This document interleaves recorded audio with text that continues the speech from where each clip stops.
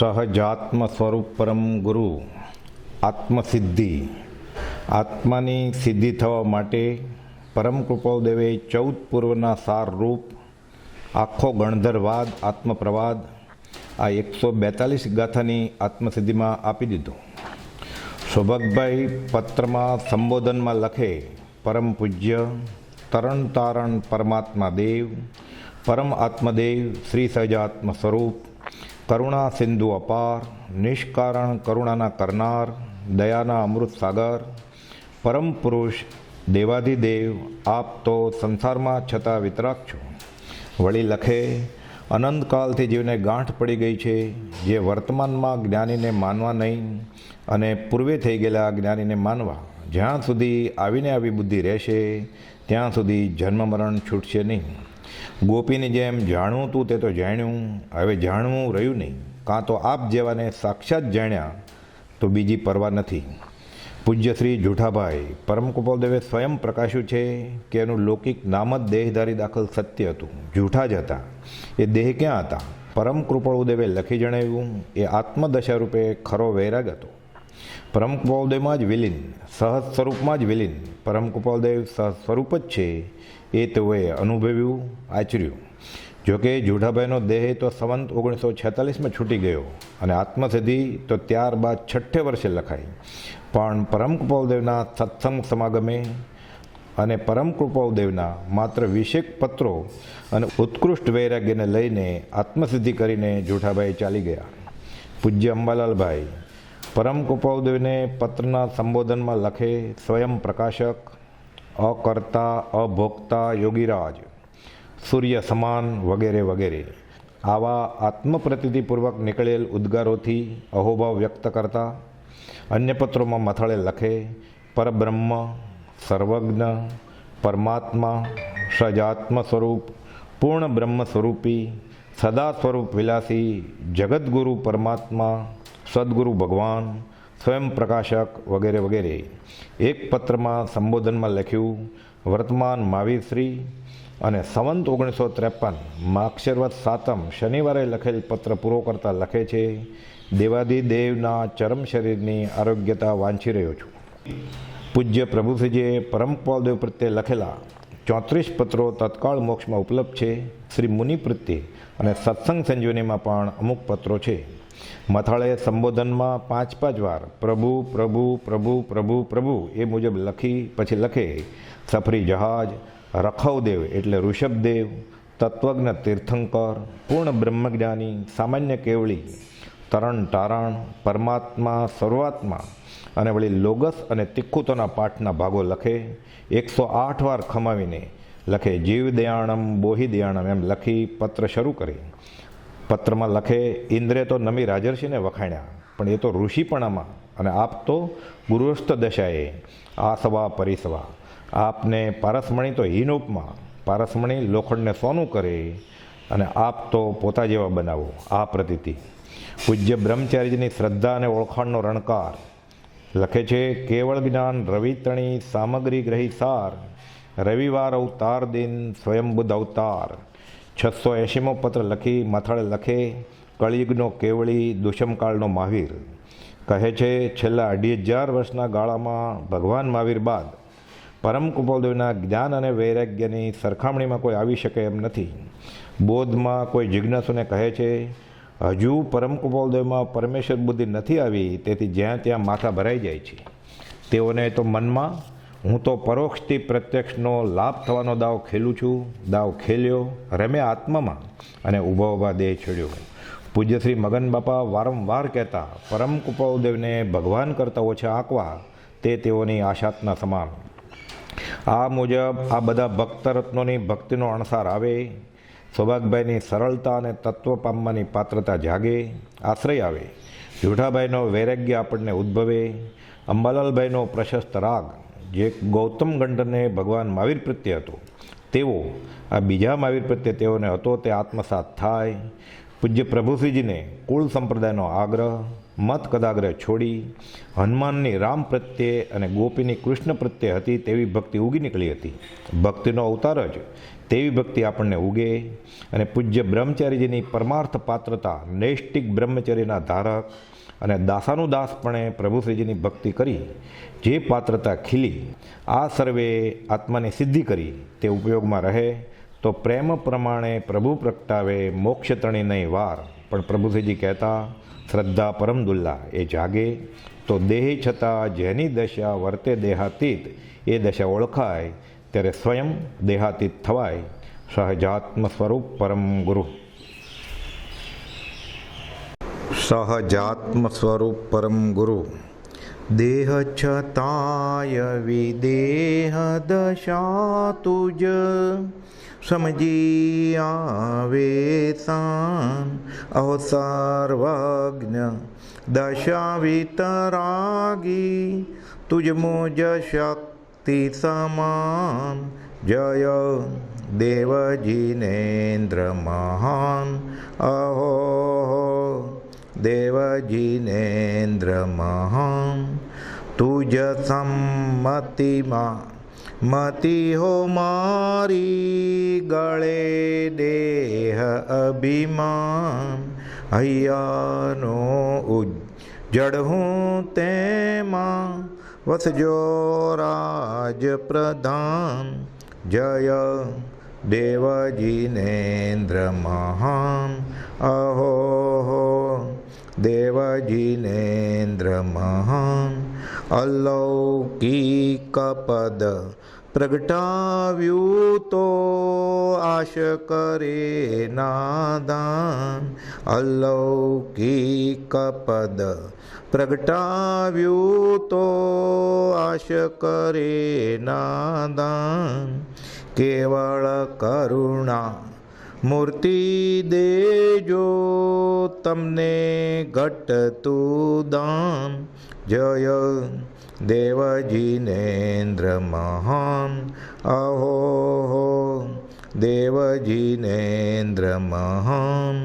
પ્રશમ રસ ભરપૂર નયન તુજ મુખપણ કમળ સમાન. સ્ત્રીના સંગ વગર તુજ શોભા શસ્ત્ર વિના બળવાન. જય દેવજીનેન્દ્ર મહાન અહો રાજચંદ્ર ભગવાન. દેહ છતાય વિદેહી દશા તુજ રાજચંદ્ર ભગવાન. 142 ગાથા છે આત્મસિદ્ધિની.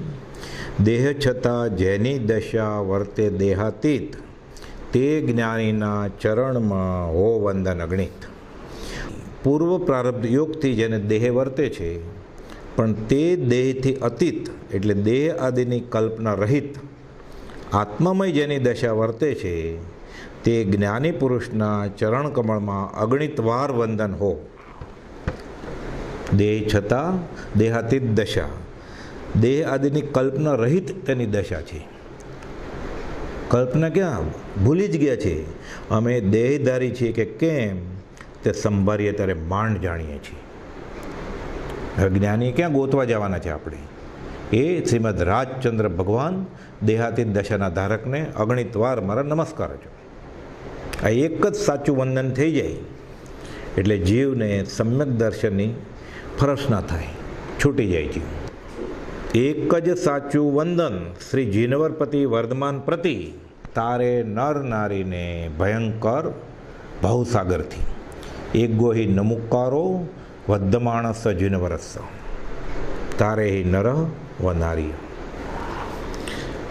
અહીં સ્ફુરાયમાન થયેલી જીવની અચિંત્ય અનંત સહજ શુદ્ધ સ્વાભાવિક શક્તિનું અંતરલક્ષ્ય મૌન યશોજ્ઞાન કરી તેની સિદ્ધિ અર્થે સત સ્વરૂપ સુખ અભિલાષી મુમુક્ષુ જીવ વર્તમાન દેહે જીવનમુક્ત દશામાં જે જીવી રહ્યા છે. કેવી રીતે? બ્રહ્મચારીજી લખે છે, છાશ ઉપર તરી આવેલા માખણના પિંડ સમાન કે નારિયેળમાં કાચલીથી છૂટા પડી ગયેલા કોપરાના ગોળા સમાન સહજ સ્વરૂપ એકત્વ અનુભવતા એવા અદ્ભુત શિવકોટીના શિવસુખને વરેલા સજાત્મ સ્વરૂપ પ્રભુને અતિ વિનમ્ર ભાવે નમસ્કાર. મુનિ દેવકરણજીને કહે છે ગોપાલદેવ, મુનિ નારિયેળનો ગોટો નારિયેળથી અલગ છે, પણ નારિયેળમાં છે, ખખડે છે. છગન નાનજીને વડવણમાં કહેલું, આ સોનાનું પિંજરું ખુલી ગયું છે, ગમે ત્યારે સિંહ એમાંથી છૂટી નીકળશે. તે સહજ સ્વરૂપ જીનેન્દ્ર પરમાત્મા, અરિહંત પરમાત્મા ઘાતી કર્મોને હણી લીધા છે, એટલે અરિહંત.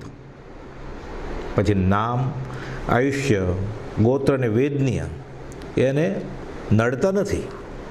વેદની વાંજણી છે, મોહનીને પરિવાર છે, એટલે કર્મરૂપી ઘાતી શત્રુને હણ્યા એટલે અરિહંત. એ પરમાત્મા ઉપરોક્ત સંક્ષેપમાં કહેલા ષઠ સ્થાનકને સર્વાંગપણે અતિ વિસ્તૃતપણે નિર્ધારી લે છે. આવ્યું ને આગલી ગાથામાં કે સ્થાનક 5 વિચારીને છઠ્ઠે વર્તે તે. એ તો અનુભવમાં આવ્યું ને પછી બોધે છે હવે બીજા જીવોને.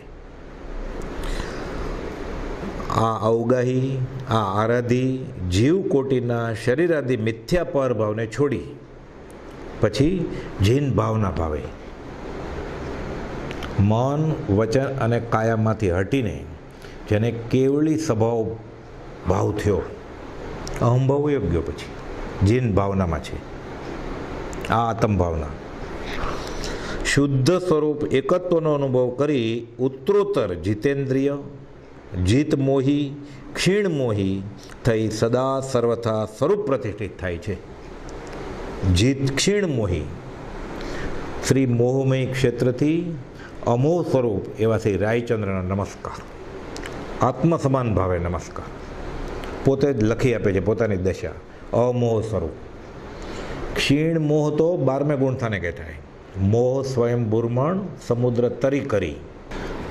આવું ત્યાં જ્યાં ક્ષીણ મોહ ગુણસ્થાન, ક્ષીણ નહીં એ તો અમોહ વયો જ ગયો છે, સાવ જડમૂલથી નીકળી ગયો છે.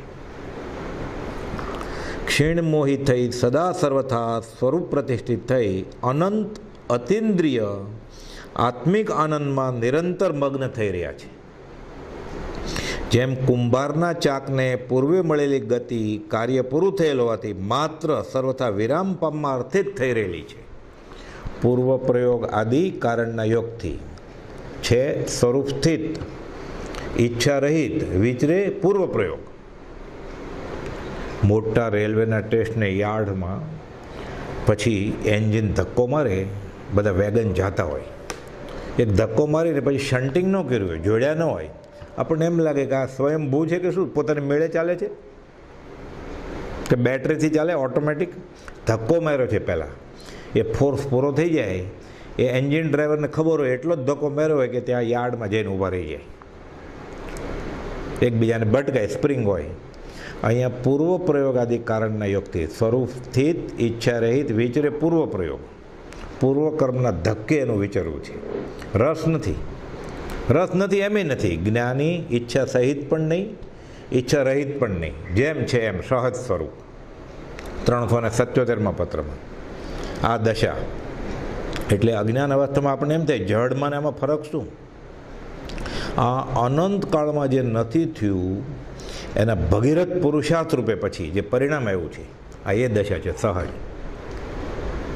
ત્રિગુણ રહિતમ, ઈચ્છા રહિત નહીં, ઈચ્છા સહિત નહીં, જેમ છે એમ. પરંતુ અંતર આકારે તો આપ સદા આપ રૂપે જ રહે છે. આત્માકારતા 412માં કોપાદો લખ્યું છે, અત્ર આત્માકારતા વર્તે છે. આત્માનું આત્મરૂપે પરિણમન થવું, એમાં ને એમાં રહેવું એ આત્મકારતા છે. કેવળ નિત સ્વભાવનું અખંડ વર્તે જ્ઞાન. પછી અહીંયા હોય કે સિદ્ધ શિલાએ હોય.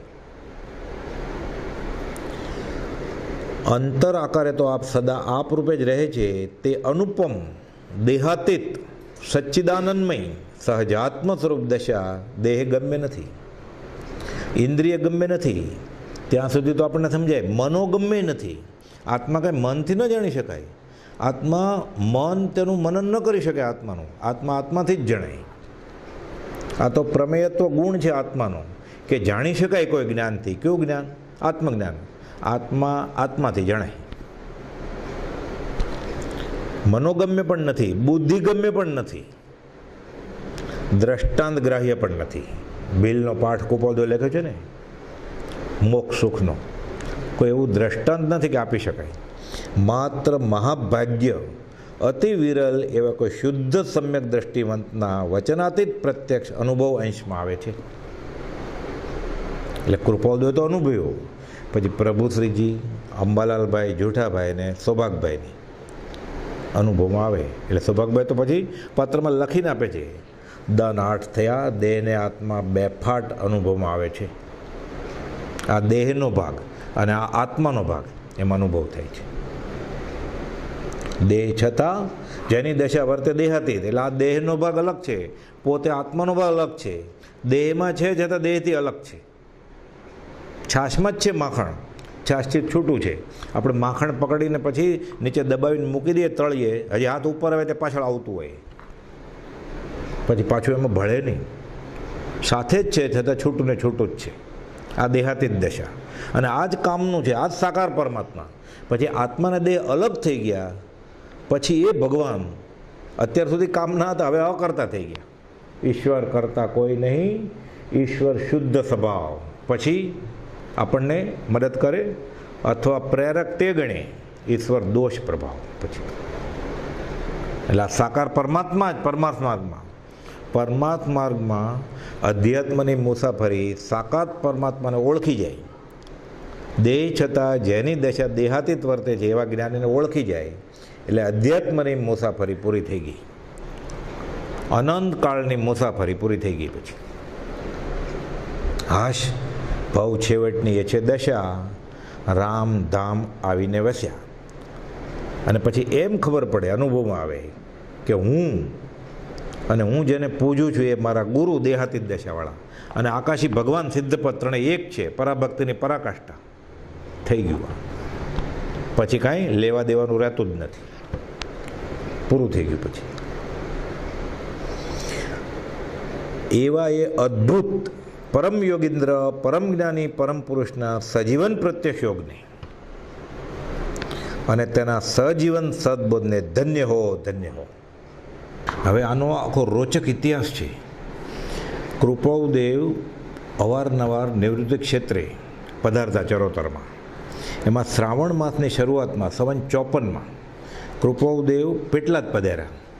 પેટલાદથી કાવીઠા ગયા, ત્યાં 1 માસ અને 9 દિવસ સુધી નિવૃત્તિમાં રહ્યા. એટલે સંવત 54નું પર્યુષણ કૃપાળદેવે કાવીઠામાં કર્યું અને અંબાલાલભાઈ સાથે જ રહેતા. મુનિશ્રી લલ્લુજી આદિનું ચોમાસું આ વખતે વસોમાં હતું, સંવત 54માં, અને શ્રી દેવકરણજી આદિનું ખેડા ક્ષેત્રે હતું. શ્રીમદ કાવીઠાથી નડિયાદ થઈને વસો પણ ગયા.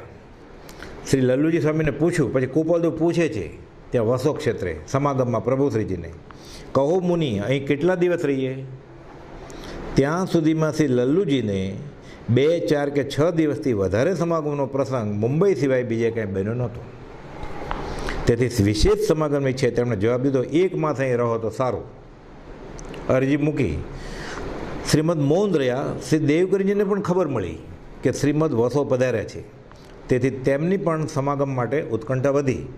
હવે આમ જોવા જાય તો વસો અને ખેડા બધું બાજુમાં, એટલે પત્રો દ્વારા અને માણસો મોકલીને ખેડા પધારવા તે આગ્રહ કરવા લાગ્યા, સંદેશો મોકલવાના કે દેવકરજી મહારાજ વિનવે છે કે અહીંયા સમાગમ આપો. તે ઉપરથી અંબાલાલભાઈની સૂચનાથી શ્રી લલ્લુજીએ ખેડા પત્ર લખ્યો કે ચાતુર્માસ પછી સમાગમ કરાવવા શ્રીમદ ઉપર પત્ર લખો તો બધાને લાભ મળે.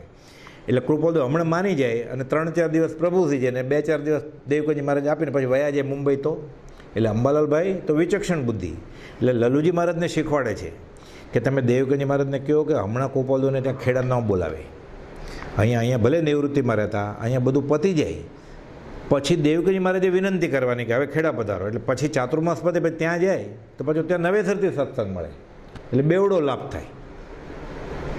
એટલે તરત જ લલ્લુજી મહારાજ દેવકરજી મહારાજને પત્ર લખે છે કે હમણાં આમ રહેવા દો, અવસરે પછી ગોઠવું છું બધું. તે દેવકરજીનો આવો ભાવાર્થનો પત્ર શ્રીમદ ઉપર આવ્યો એટલે તરત જ દેવકરજી મહારાજે એ રીતે પત્ર લખ્યો કે ત્યાં સમાગમ પતી જાય, ચાતુર્માસ પતી જાય પછી અમને લાભ આપજો. એટલે શ્રીમદે શ્રી લલ્લુજીને પૂછ્યું કે મુનિશ્રી દેવકરજીને પત્ર કોણે લખ્યો કે અહીંયા અમે આટલું બધું રોકાવાના છીએ 1 મહિનો, અને પછી અહીંયાથી પછી ત્યાં જવાનું ને આવું બધું. એટલે પ્રભુશ્રીજીને શીખવાડેલું કોણે? અંબાલાલભાઈ. પણ પ્રભુશ્રીજી અંબાલાલભાઈનું નામ આપતા નથી. એટલે શું કહે છે?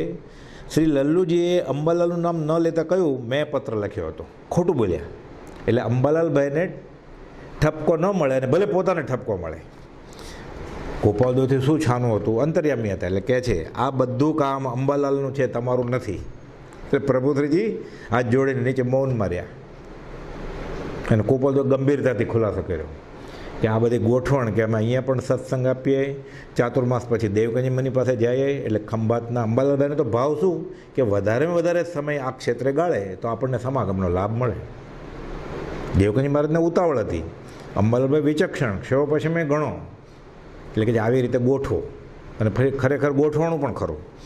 હવે આ બધું થયું એટલે ગોપાલદેવ બોલ્યા, આ બધું કામ અંબાલાલનું છે, તમારું નથી. હવે ખબર પડી કે વસો ક્ષેત્રે ગોપાલદેવ છે એટલે પ્રભુશ્રીને તો હજુ ઉભરાય. એટલે બધા ગામના મોટા મોટા શ્રાવકોને, શેઠિયાઓને કહેવા આવ્યા કે મુંબઈથી મોટા એક વિદ્વાન છે, તમે લાભ લેવા, આત્માનું કલ્યાણ થાય એવી વાણી ખરશે. ગામના મોટા મોટા લોકોને ત્યાં આહાર પાણી લેવા જાય અને બધાને કહે કે મુંબઈથી એક મહાત્મા પધારે છે, બહુ વિદ્વાન છે, તેમનું વ્યાખ્યાન સાંભળવા આવશો તો બહુ લાભનું કારણ છે. ઘણા માણસો શ્રીમદ પાસે આવવા લાગ્યા એટલે લોક પરિચય વધવા માંડ્યો, ગર્દી થવા માંડી. એટલે આ બાજુ સંપ્રદાયના માણસો આવે અને ગોપાલદેવ બોધ આપે અને સાથે સાધુ પણ ગોપાલદેવને ગુરુ ભગવાન તરીકે પૂજે એવો વિનય કરે. એટલે અમુક વિઘ્ન સંતોષી હોય, અમુક કટ્ટર સંપ્રદાયના આગ્રહવાળા હોય, એટલે વાત ચાલે અને વિરોધ જાગે. એટલે લલ્લુજી મુનિ એટલે પ્રભુશ્રીજીને શ્રીમદે કહ્યું કે તમારે મુનિઓએ આ બધા આવે ગામના લોકો ત્યારે આવવાનું નહીં. એ ગોઠવેલું કોણે? પ્રભુશ્રીજીએ. પ્રભુશ્રીજી આવવાની મનાઈ થઈ ગઈ. તેથી તેમને ઘણો પસ્તાવો થયો કે 1 માસના સમાગમની માગણી કરી હતી મેં મારા માટે. બધાને હું બોલાવવા ગયો, બીજા ઉપર દયા કરવા ગયો, આમ અંતરાય આવી પડ્યો. તેથી પીપાસા બહુ વધી. પ્રભુજી કહેતા ને, વિરહમાં જ કલ્યાણ રાખ્યું છે મારું. માત્ર વનમાં શ્રીમદ બહાર જાય નિવૃત્તિ અર્થે પછી, ત્યારે બધા મુનિઓ વગેરેને જ્ઞાન વાતનો લાભ મળે. પણ બધા લોકો ભેગા થાય ત્યારે પ્રભુશ્રીજીને અને બીજા મુનિઓને આવવાની મનાઈ. તે વિશે શ્રી લલ્લુજી સ્વામીના લખાવેલા શ્રીમદના પરિચયમાં પછી ઘણી બધી વાતો છે જીવનકળામાં. એમાં એક વાત અહીંયા જે વાત આવી ને કે દેહ છતાં જેની દશા વર્તે દેહાતીત. કેવી દેહાતીત દશા? અદ્ભુત પરમ યોગીન્દ્ર, પરમ જ્ઞાની, પરમ પુરુષ. સિમંદર સ્વામી, હા. 2 કરોડ કેવળી, હા. બીજા 19 તીર્થંકર મહાવીર ક્ષેત્ર, હા. શ્રીમદ રાજચંદ્ર ભગવાન, હા. આનો આંખો દેખાય અહેવાલની વાત. હવે ખેડાથી આ દેવકનજી મહારાજના સવિનય નમસ્કાર. એટલે દેવકનજી મહારાજ પ્રભુશ્રીજીને એક પત્ર લખે છે ખેડાથી, પોતાની અનુભવવાણીનો. કઈ અનુભવવાણી લખે છે કે એક દિવસે આહાર કરીને હું શ્રીમદ ઉતરેલા તે મુકામે ગયો. તે બંગલાને 4 માળ હતા. તેના 3જા માળે પરમ કુવલદેવ બિરાજ્યા હતા. એટલે સમાગમ મળતો એટલે થોડો પણ સમય આહાર પાણીમાં વાપરી અને પછી તરત જ સમાગમ માટે દેવકનજી મહારાજ જતા કૃપાલદેવ પાસે અને કહેતા કે કૃપાનાથ મને સમાગમ આપતા. 3જા માળે પરમ કુવલદેવ બિરાજ્યા ત્યાં તે વખતે તેમની અદ્ભુત દશા મારા જોવામાં આવ્યાથી મેં જાણ્યું કે હું આ અવસરે છતો થઈશ તો તેના આનંદમાં કંઈ ફેરફાર થશે. એમ વિચારી હું એક ભીતના પડદે રહી સાંભળતો હતો. અને કૃપાનાથ પોતે પોતાને કહે છે, કૃપાનાથ એટલે ગોપાલદેવ પોતે એકલા જ બોલે છે. ગોપાલદેવ પોતે પોતાને જ ઉદ્દેશીને એ દેવકંજી મહારાજ કે જો હું અત્યારે એકલા બોલતા તો મેં જોયું કે બીજું કોઈ છે નહીં અને હું જાઉં અંદર તો બોલવાનું બંધ કરી દે, પછી ભલે સમાગમ થાય. એટલે દેવકંજી મહારાજ કે શું બોલતા હતા એ મારે સાંભળવું હતું. એટલે કે હું ભીતના પડદે રહીને સાંભળ, પછી ઊભો રહી ગયા કે બોલે હું સાંભળું કાન દઈને. ગોપાલદેવ બોલે છે. હવે એ અક્ષરો અક્ષર જે સાંભળ્યું દેવકંજી મહારાજે એ ખેડાથી પ્રભુશ્રીજીને વસો મુકામે પત્ર લખે છે અને આ પત્ર હયાત છે. એ આ બ્રહ્મચારીજીએ જીવનકળામાં નોંધ્યું છે. ઉપદેશ અમૃતમય છે. 47ની સાલમાં રાળજ બિરાજ્યા હતા તે મહાત્મા શાંત અને શીતળ હતા. કોણ બોલે છે? કૃપાલદેવ. કોને ઉદ્દેશીને? પોતાને જ ઉદ્દેશીને બોલે છે, એકલા. દેવકંજી મહારાજ દિવાલની આડે ઊભા રહીને સાંભળે છે બધું. 47ની સાલમાં, સંવત 47ની સાલમાં રાળજ બિરાજ્યા હતા તે મહાત્મા શાંત અને શીતળ હતા. હાલ સાલમાં વસો ક્ષેત્રે વર્તતા મહાત્મા કોણ? પોતે જ વસો ક્ષેત્રે છે. પરમ અદ્ભુત યોગીન્દ્ર પરમ સમાધિમાં રહેતા હતા. પરમ અદ્ભુત યોગીન્દ્ર મહાત્મા. દેહ છતાં જેની દશા વર્તે દેહાતીત, હજી આનાથી આગળ. અને આ વન ક્ષેત્રે વર્તતા પરમાત્મા પણ ખેડા, આ ક્ષેત્રે વર્તતા પરમાત્મા પણ અદ્ભુત યોગીન્દ્ર પરમ શાંત બિરાજે છે. એટલે પરમાત્મા દશા વસો ક્ષેત્રે, રાળત ક્ષેત્રે અને આ ખેડા ક્ષેત્રે, એમાં વસો અને ખેડા અધ્યાત્મની ઉત્કૃષ્ટ દશામાં ગોપાલદેવ ઝીલ્યા છે. એટલે લખે છે આ વન ક્ષેત્રે વર્તતા પરમાત્મા પણ, એટલે ગોપાલદેવ પોતાને જ કહે છે કે આ પરમાત્મા શ્રીમદ રાજચંદ્ર 680માં તો લખ્યું જ અમે પરમાત્મા સ્વરૂપ થયા છીએ. 27માં તો કહ્યું જ સર્વ પ્રકાર હું સર્વજ્ઞ છું. મુનિને તો કહ્યું જ અમારા મને વિતરાગમાં ભેદ ગણશો નહીં. એનાથી આગળ આ બેઠા છે સિદ્ધ અને અસિદ્ધ શિલા ઈડર ક્ષેત્રે. અશરીરી ભાવે આ કાળે ન રહી શકાય તો અમે નથી. વચનામૃત 411. અહીંયા કહે છે આ વન ક્ષેત્રે વર્તતા પરમાત્મા પણ અદ્ભુત યોગીન્દ્ર પરમ શાંત બિરાજે છે. ત્યાં કોઈને કહેતા નથી કે અમે ભગવાન છીએ, પોતે પોતાના ઉદ્દેશ્યને કહે છે, પોતાની દશા વિશે. યોગાનુયોગ અનાયાસે જે બનવા કાળ બને છે એવો પુણ્યનો જોગ હશે. આપણે દેવકીજી મહારાજે આ ઝીલી લીધું, લખ્યું, પ્રભુશ્રીજીને લખીને મોકલે છે કે આમ બોલતા હતા કે આ વન ક્ષેત્રે વર્તતા પરમાત્મા પણ અદ્ભુત યોગીન્દ્ર પરમ શાંત બિરાજે છે એવું પોતે પોતાની નગ્ન ભાવી અલિંગી નિસંગ દશા વર્ણવતા હતા. એક જ કપડું ગોઈએ ભાગ ઢાંકવા માટે રાખતા અને એક પછેડો આમ ને એક બીજો આ ખંભે ક્રોસ મારી દેતા હતા.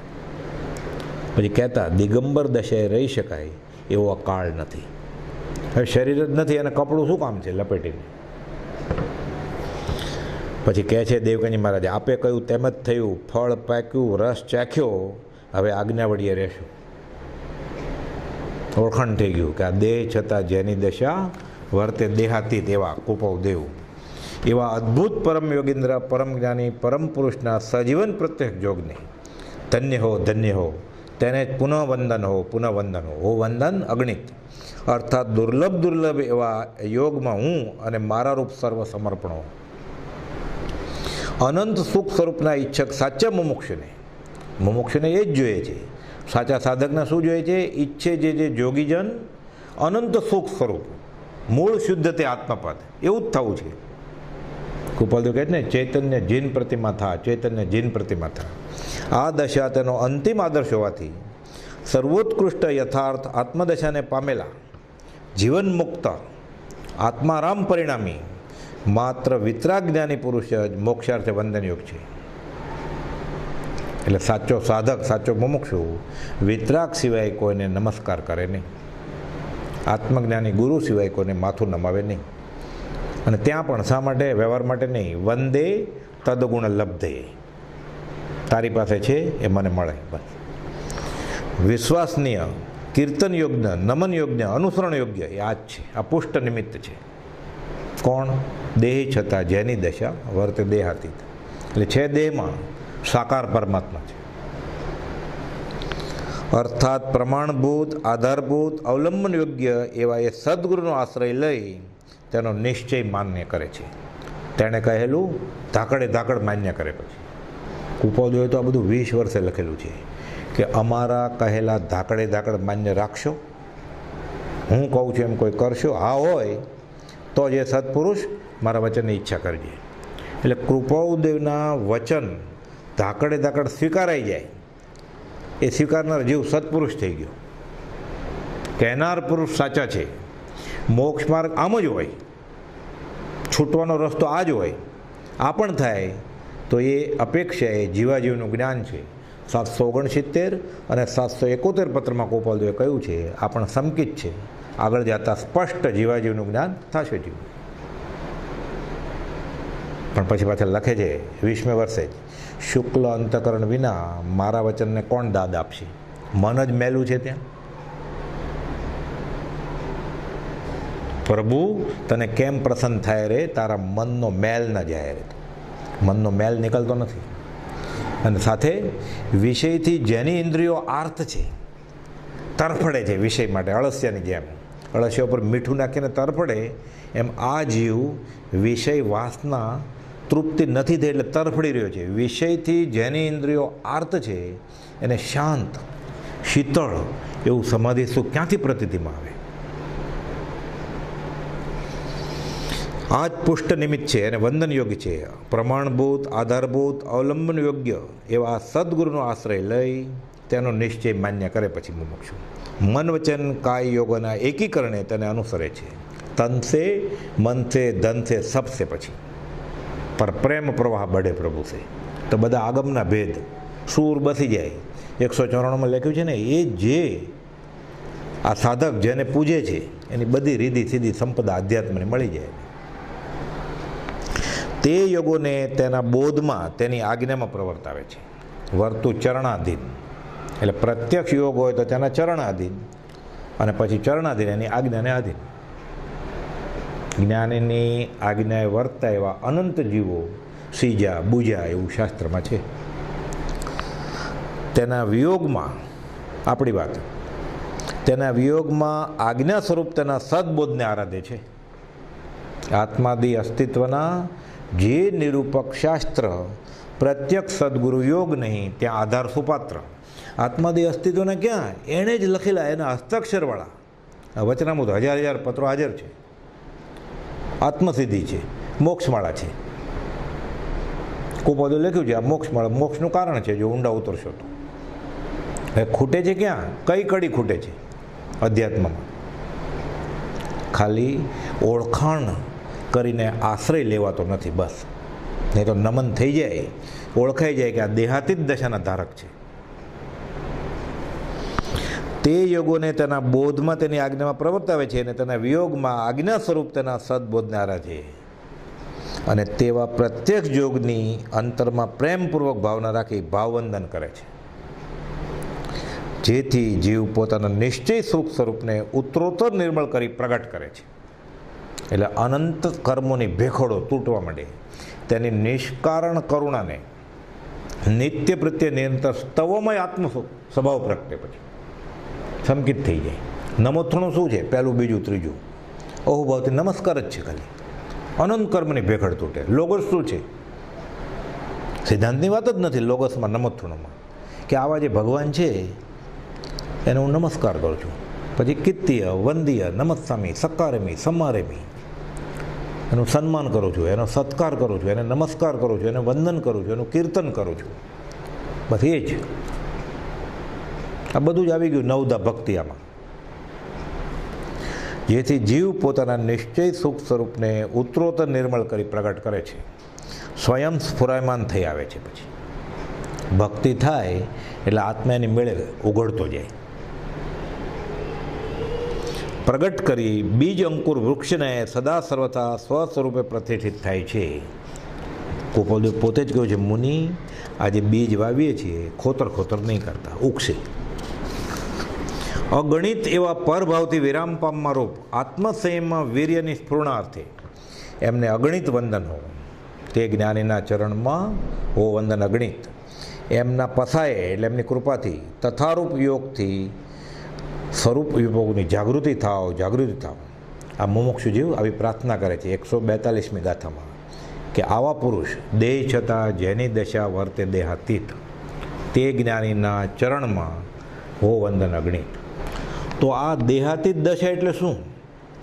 કુપોદેવનું આખું જીવન જોઈએ આપણે. 7 વર્ષની ઉંમરે જાતિસ્મરણ જ્ઞાન સુધી ત્યારથી કરીને ચૈત્રવદ પાંચમ સુધી અને ઉપયોગપૂર્વક વિષય ઇન્દ્રિયો થોડી કાબૂમાં રાખીએ, થોડો સંયમ રાખીને વાંચીએ, વિચારીએ અહોભાવપૂર્વક પ્રભુશ્રીજી અને બ્રહ્મચર્યના બોધનો આશરો લઈને, તો ખબર પડે કે કુપોદેવનું આખું જીવન દેહાતીત દશાનું સૂચક છે. કુપોદેવ લખે છે 20મે વર્ષે કે હું સચ્ચિદાનંદ પરમાત્મા છું. વચનામૃત 21:55 બોલ. તો આ ઉદય પ્રયોગ બધો વેપારી, ઝવેરી, જ્યોતિષ, શતાવધાન કેમ? સંસારી જીવોએ પોતાના લાભને માટે દ્રવ્ય રૂપે મને હસતો રમતો મનુષ્ય લીલામય કર્યો પૂર્વ પ્રયોગ આદિ કારણના યોગથી. આ પહેલાંના કર્મ છે એ વિચરે પૂર્વ પ્રયોગ. ઋણાનું બંધ બાંધ્યા હતા. પત્નીનો જીવ રેવાશંકરનો જીવ, મા બાપના જીવ, સંતાનના જીવ બધા ભેગા થાય, લીલા કરવી પડે. હવે પોતાને રસ નથી, પણ સંસારી જીવો બીજાને તો બધાને હજી રસ છે જ, લાભ લેવો જ છે. એટલે કે સંસારના જીવોએ મારા પોતાના લાભને માટે દ્રવ્ય રૂપે મને હસતો રમતો કર્યો, પણ આ દ્રવ્ય પોતાનું નથી, આ શરીર પોતાનું નથી, દેહાતીત છે. એટલે 537માં પત્રમાં ગોપાલદેવે દેહાતીત દશા એટલે શું અને દેહાતીત દશા નથી તો શું થયું એનો આખો ચિતાર આપ્યો છે વચનામૃત 537માં છેલ્લો પેરેગ્રાફ આપણે પાછળ પાના નંબર 436માં. શ્રી તીર્થંકર આદિએ ફરી ફરી જીવોને ઉપદેશ કર્યો છે, પણ જીવ દિશા મૂળ રહેવા ઈચ્છે છે ત્યાં ઉપાય પ્રવર્તી શકે નહીં. ફરી ફરી ઠોકી ઠોકીને કહ્યું છે કે આ જીવ સમજે તો સહજ મોક્ષ છે, નહીં તો અનંત ઉપાય પણ નથી. અને તે સમજવું પણ કંઈ વિકટ નથી. કેમ કે આ દેહાતી જ છે, બધા જ સર્વ જીવ છે સિદ્ધસમ. જેને તમે સ્ત્રી પુત્ર કહો છો, જેને ભાઈ બહેન કહો છો, જેને માતા પિતા કહો છો, એ દેહને કહો છો, એ મૂળ તો દેહાતીત જ છે. એ તીર્થંકરને તો થઈ ગયું છે, જ્ઞાનીને થઈ ગયું છે, એટલે ઠામ બોધે છે, ઠોકી ઠોકીને કહ્યું છે. ગોપાલદેવ કહે છે કે જીવનું સહજ સ્વરૂપ છે તે જ માત્ર સમજવું છે. એટલે આપણે બીજું ક્યાંય સમજવાનું નથી, બીજું આપણે કાંઈ સમજવાનું નથી. આપણે ફક્ત હું કોણ છું એ સમજવાનું છે. અને એ પણ ક્યાંયથી લેવા જવાનું નથી, પોતે છે જ. એટલે લખે છે જીવનું સહજ સ્વરૂપ છે, પોતે જે છે એ જ્ઞાની કહે છે આપણને અનુભવ કરીને કે તું કોણ છો, એ ખાલી સ્વીકારવાનું છે. કેટલી શોધ કરે છે જીવ, કેટલું સંશોધન કરી અને બધી દવાઓ શોધે, ચંદ્ર ઉપર જવાની કોશિશ કરે, ગ્રહો ઉપર જવાની કોશિશ કરે. પોતે છે, અનાદિકાળથી છે, પોતાની સાથે જ છે. એ જેણે અનુભવ કર્યો છે એનું માનવા તૈયાર નથી જીવ. એટલે કહે છે જીવનું સહજ સ્વરૂપ છે તે જ માત્ર સમજવું છે. અને તે કંઈ બીજાના સ્વરૂપની વાત નથી કે વખતે તે ગોપે કે ન જણાવે, કે અર્ધું કહેશે, રૂપિયામાં આઠાના જ કહેશે, કે છુપાવશે. પોતે જ છે, છુપે કેવી રીતે? કહે છે પોતાથી પોતે ગુપ્ત રહેવાનું શી રીતે બનવાયું છે? પણ માછલી પાણીમાં રહીને પાણી ગોતે એવું થયું છે. आपे आप बुलाया, आत्मा आपे आप बुलाया, जल की मछली जल को ढूंढे, जन्मी जल में पाया. जल की मछली जल को ढूंढे, जन्मी जल में पाया, हरना फरना सभी जल में जंग मचाया. आपे आप बुलाया, आत्मा आपे आप बुलाया. કહે છે પોતાથી પોતે ગુપ્ત રહેવાનું શી રીતે બનવાયું છે? દોડ્યા જ કરે. માછલી જન્મે મરણ સુધી પછી દોડ્યા જ કરતે. કેમ દોડે છે? પાણી ગોતે છે. પણ સ્વપ્ન દશામાં જેમ ન બનવા યોગ્ય એવું પોતાનું મૃત્યુ પણ જીવ જુએ છે. આ દેહાતી દશા શું એની વાત છે. પણ સ્વપ્ન દશામાં જેમ ન બનવા યોગ્ય એવું પોતાનું મૃત્યુ પણ જીવ જુએ છે, તેમ અજ્ઞાન દશારૂપ સ્વપ્નરૂપ યોગે આપણે બધા આ જીવ પોતાના નહીં એવા બીજા દ્રવ્યને વિશે સ્વપણે માને છે. એટલે આ હું એટલે અહમભાવ, અને એને લગતું બધું છે એ મારું મમત્વ ભાવ. આ અહમભાવને મમત્વ ભાવ જાય એનું નામ સમ્યક દર્શન, એનું નામ સ્વસ્વભાવરૂપ મોક્ષ. 6 પદનો પત્ર.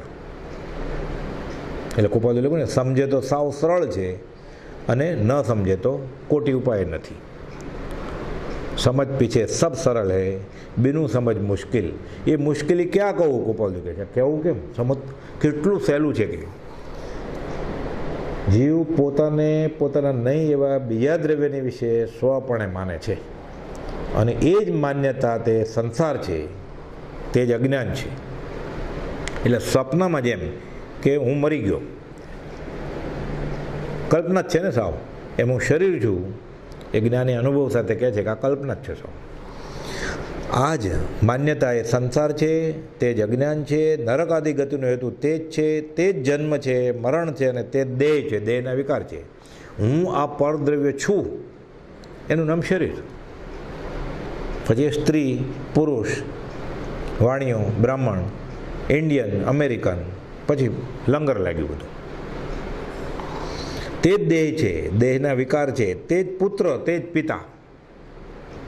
ગોપાલદો લખે છે ને 511માં પત્રમાં, હજુ સુધી કોઈ જીવ, 510માં પત્રમાં ગોપાલદો લખે છે ને, હજુ સુધી કોઈ જીવ પિતા પુત્ર થયેલા દેઠા નથી.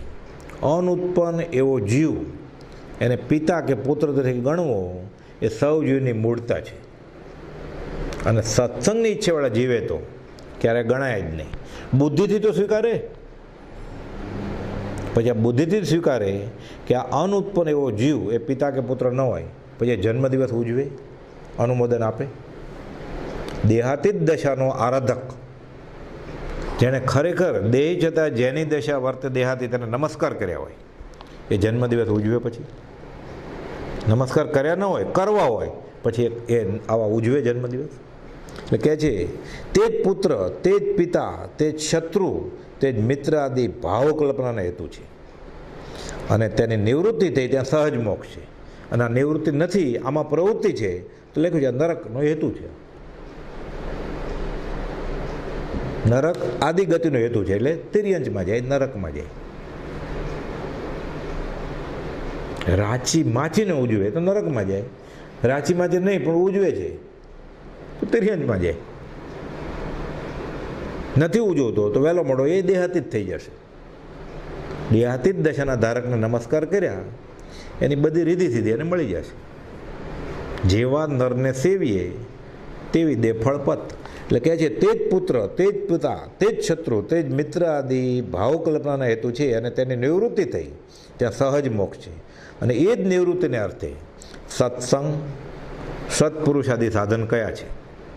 મંદિર, તીર્થયાત્રા, દેરાસર, ઉપાશ્રય, આશ્રમ, પ્રાર્થના, આરતી, દીવા, આ બધું શા માટે કરવાનું છે? આ દેહાધ્યાસ જાય એને માટે, આ દેહાતી દશા પ્રાપ્ત થાય એને માટે. એટલે કહે છે એને માટે આ સત્સંગ, સત્પુરુષ આદિ સાધન કયા છે. ને તે સાધન પણ જીવજો પોતાના પુરુષાર્થને તેમાં ગોપ્યા સિવાય પ્રવર્તાવે તો જ સિદ્ધ છે. ગોપ્યા ક્યાં? આ તો રાચી માચીને, પછી વિભાવમાં રાચીને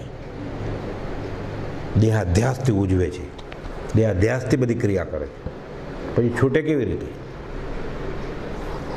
વધારે શું કહીએ? આટલો જ સંક્ષેપ જીવમાં પરિણામ પામે તો તે સર્વ વ્રત, યમ, નિયમ, જપ, યાત્રા, ભક્તિ, શાસ્ત્ર જ્ઞાન આદિ કરી છૂટ્યો, એમાં કંઈ સંશય નથી. એટલે પરદ્રવ્યને વિશે પોતાપણું ન માને, એટલે દેહમાં હું છું એમ ન માને, અહંભાવ નીકળી જાય. એટલે બાકી જે વધ્યું એ પોતે આત્મા, આ સહજ સ્વરૂપ. આ કુપાદો લખ્યું આ સહજ મોક્ષ છે. મોક્ષ હથેળીમાં છે, ઈશદ પ્રાગભાર પર, ત્યાર પછી અધ્યાત્મની બધી મહેનતનું ફળ એક સાથે મળી જાય. વ્રત, યમ, નિયમ, જપ, યાત્રા, ભક્તિ, શાસ્ત્રજ્ઞાન બધું છટ્યું કરી દીધું. આમાં દીક્ષાએ આવી ગઈ, આમાં સંથારોય આવી ગયો, આમાં દાને આવી ગયું, આમાં ધ્યાને આવી ગયું. પણ આના માટે શું કરવું પડે? જીવતા મરાવ તો આવી એવી દેહાતી દશા આવે. જીવતા મરાય તો ફરી ન મરવું પડે, આ કરે. પછી ઓલું દેહનું મરણ આવે તો સારું ને, પ્રભુજી કે મૃત્યુ મહોત્સવ છે, પછી ક્યાં દેહ ધરવાનો જ છે.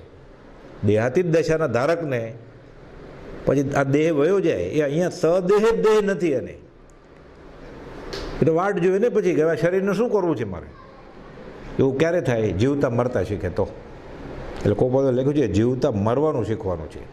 આ બધું 20મે વર્ષે કોપાદો લખ્યું છે. લગ્ન પહેલાં 1 મહિને લખે છે આ દેહાતી દશાની. હજી લગ્ન નથી થયા.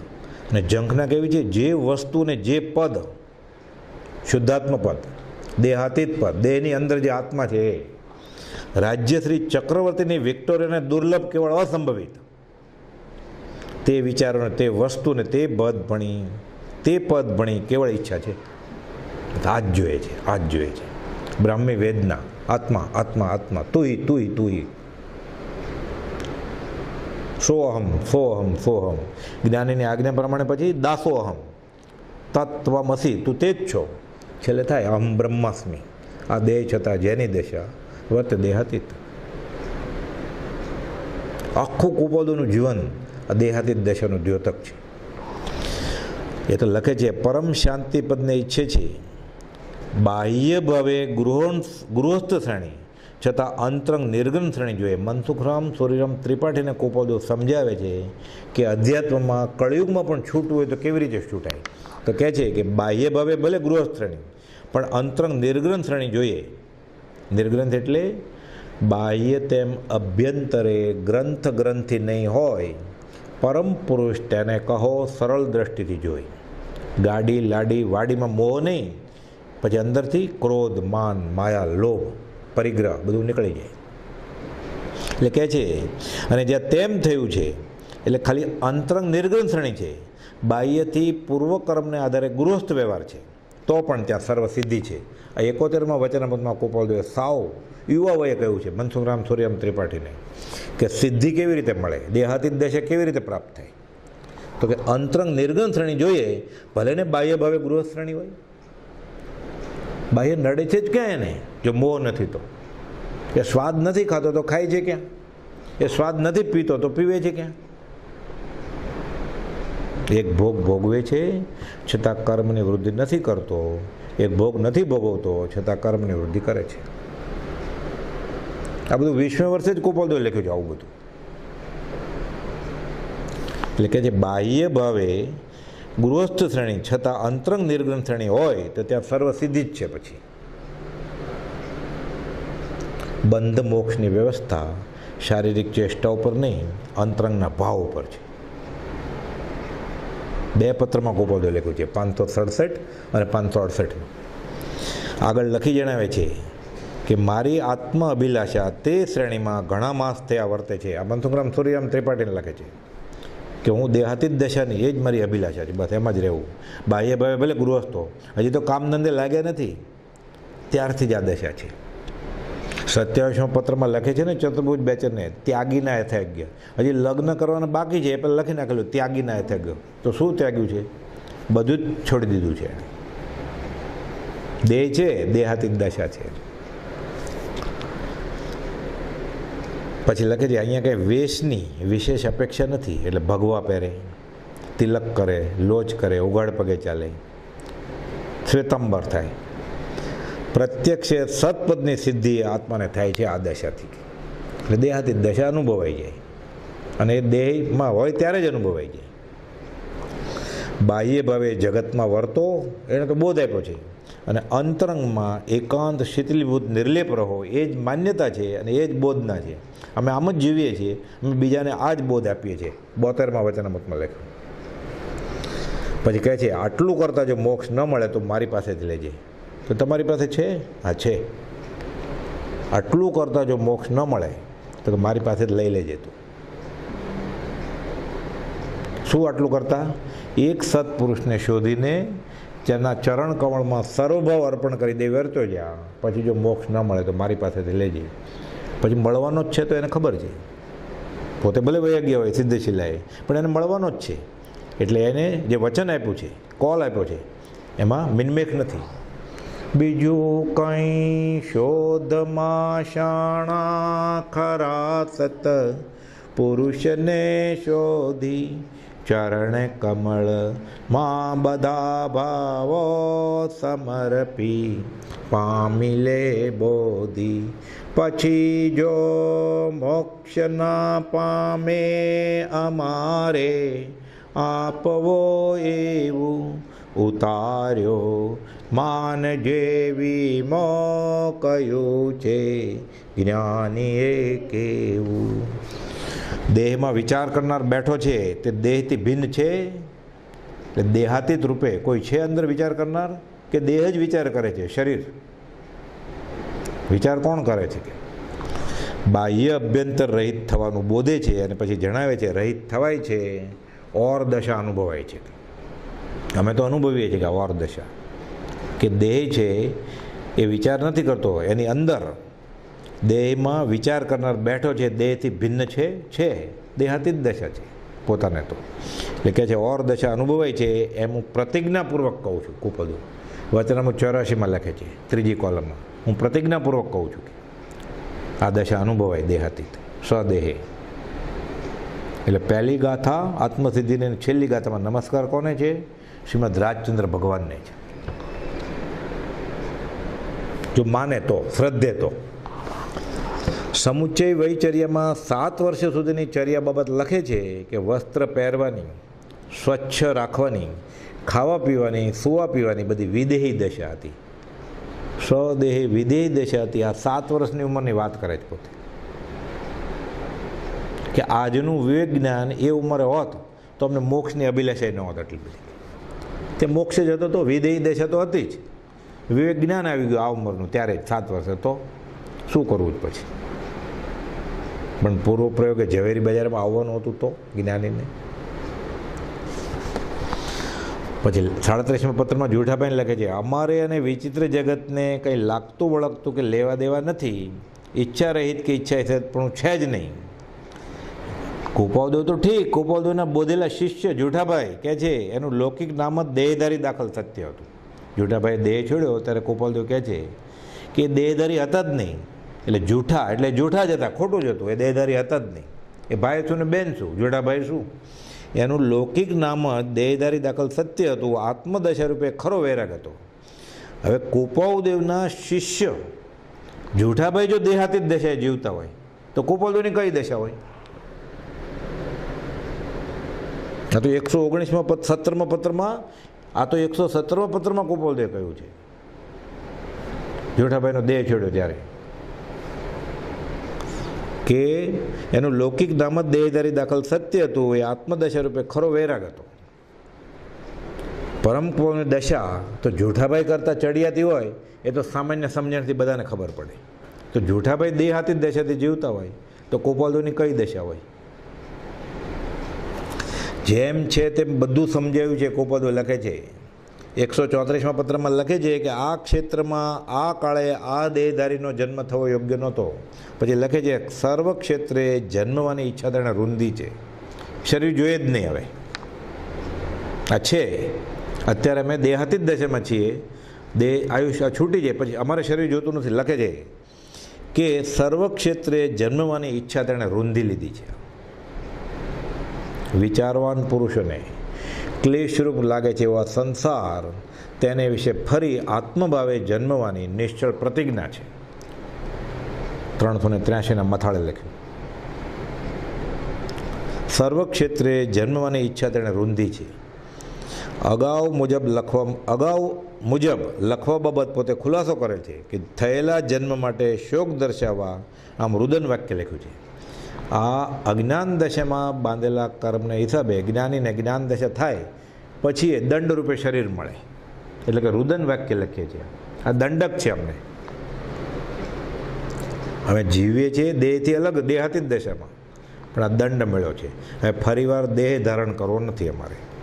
આગળ લખે છે કોઈ પણ પ્રકારે વિદેહી દશા વગરનું જીવન ભાળવું જીવને સુલભ લાગતું નથી. એક પળ પણ હવે વિદેહી દશાવાળું જીવન આવે એ નહીં જોઈએ અમારે. દેહાતી જ દશામાં જ જીવવું છે. હું દેહ અને દેહને લગતા બધા પછી મારું, હું ને મારું થાય આમ મતો ભાવ. આ તો સંસારનું બી છે. એ હવે ફરીવાર બી અમે ઉગવા નહીં દઈએ. પરના પરમાર્થ સિવાયનો દેહ જ ગમતો નથી. તો અત્યારે જીવીએ છીએ, બીજાનું ભલું કરીએ, એટલે પરના પરમાર્થ સિવાયનો દેહ ગમતો જ નથી. લખે છે એ તો પોતે બીજાને આપે છે. મોતનું ઔષધ હું તને આપું છું, વાપરવાનો દોષ નહીં કરતો. દેહ છે ને તને મરણ જ ન આવે એવું કરી દઉં. આ સદેહ દવા લઈ લે. આ દુર્લભ એવો મનુષ્ય દેહ આમાં વાપરી લે, 10 દૃષ્ટાંત દુર્લભ. તો ફરીવાર તારે આ દંડક રૂપે દેહ ધારણ નહીં કરવો પડે. આ તો બધું કોઈ બધું 20 ને 21 વર્ષે લખે છે. આગળ કહે છે સૌભાગભાઈને કેવળ જ્ઞાન સુધીની મહેનત કરી અલેખે નહીં જાય, આપણને મોક્ષની કાંઈ જરૂર નથી. અભેદ દશામાં આનંદ આવે છે. આત્મા આત્મામાં જ રહે છે. એનો જે આનંદ છે, અહીંયા જે આનંદ હોય તો ત્યાં જઈને શું કામ છે? વ્રજ વાલું રે વૈકુંઠ નથી જવું, ત્યાં કાનકોર ક્યાંથી લાવવું? કબીર કહે છે રામ બુલાવા ભેજિયા દિયા કબીરા રોય, જો સુખ સાધુ સંગ મેં વો વૈકુંઠ મેં નાય. અહીંયા સત્સંગમાં, આત્માની વાતમાં આત્માર્થી સાથે બેસીને જે આનંદ આવે છે આત્માનો, દેહ ભાન ભૂલી જવાય છે, દેહાતીત દશામાં રહેવાય છે. આ જ મોક્ષ છે. ઓલું મોક્ષ તો નામ પાડ્યું છે મોક્ષનું. મોક્ષ તો અહીંયા જ અનુભવમાં આવે. એકવાર દેહાતીત દશા થઈ જાય તો પોતે આત્મારૂપ છે, એનો જે આનંદ, એની જે શાંતિ વેદે એને મોક્ષ. પછી અહીંયા હોય કે ત્યાં હોય, જ્ઞાનીને કંઈ છે જ નહીં પછી. એટલે કહે છે ને, તારા અભેદ સ્વરૂપમાં જ મારો નિવાસ છે. અભેદ દેહાતીત દશા છે. ભગવાન સિદ્ધ એવા જ છે કે મારે અત્યારે શરીર છે પણ શરીર અશરીરી ભાવે જીવીએ છીએ, કે તારા અભેદ સ્વરૂપમાં જ મારો નિવાસ છે. એટલે હવે લેવા દેવાની કડાકોટથી મુક્ત થયા છીએ. તું દેહ વગર છો, અશરીરી ભાવે છો, અમે અશરીરી ભાવે છીએ. તને દેહ વળગ્યો નથી, અમને છે તો નથી વળગ્યો, અમે દેહથી ભિન્ન છીએ. એટલે આપણે માટે દાખલ ઉદાહરણ તરીકે આ વધારે ઉપકારી છે. એટલે જ નવકોર મંત્રમાં પહેલાં નમો હરિંતણ, પછી નમો સિદ્ધાણ. ભાગવતમાં તો એમ છે જ. એટલે પહેલાં સાકાર પરમાત્મા, પછી નિરાકાર પરમાત્મા. પહેલાં મૂર્તિમાન મોક્ષ, પછી આકાશી મોક્ષ. પહેલાં સજીવન મૂર્તિ, પછી બીજી બધી સોનાની, ચાંદીની, પંચધાતુની મૂર્તિ. આ શ્રીમદ રાજચંદ્રની દેહાતીત દશા. હવે બાકીનો ભાગ આપણે અવસરે લેશું. સહજાત્મ સ્વરૂપ પરમ ગુરુ.